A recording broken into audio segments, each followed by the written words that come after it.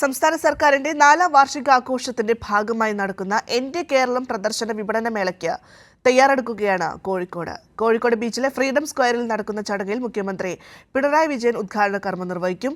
കോഴിക്കോട് നഗരത്തെ ആവേശത്തിലാക്കി കുടുംബശ്രീയുടെ ആഭിമുഖ്യത്തിൽ ദേശീയ സരസ് മേളയും സമാന്തരമായി സംഘടിപ്പിക്കുന്നുണ്ട്.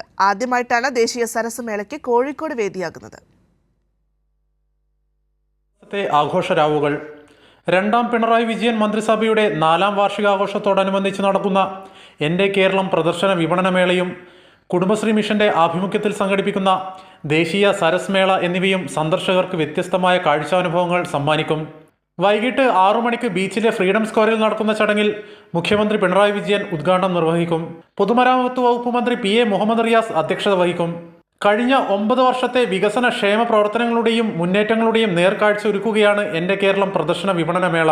ഈ മാസം 12 വരെ കോഴിക്കോട് ബീച്ചിൽ നടക്കുന്ന പ്രദർശന വിപണനമേള ഭരണമികവിൻ്റെയും നാനാതലങ്ങളിലെ വികസന കുതിപ്പിൻ്റെയും നേർസാക്ഷ്യമാകും.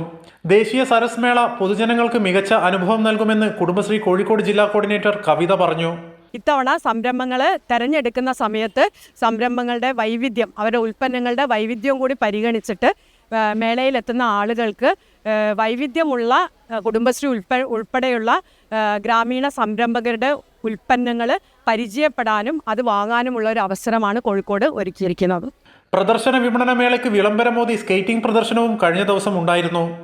സൗത്ത് ബീച്ചിൽ നിന്ന് ആരംഭിച്ച skating Kozhikode mayor Beena Philip flag off ചെയ്തു. ജില്ലാ ഇൻഫർമേഷൻ ഓഫീസിന്റെയും ജില്ലാ സ്പോർട്സ് കൗൺസിലിന്റെയും നേതൃത്വത്തിലായിരുന്നു പ്രദർശനം. കൈരളി ന്യൂസ്, കോഴിക്കോട്.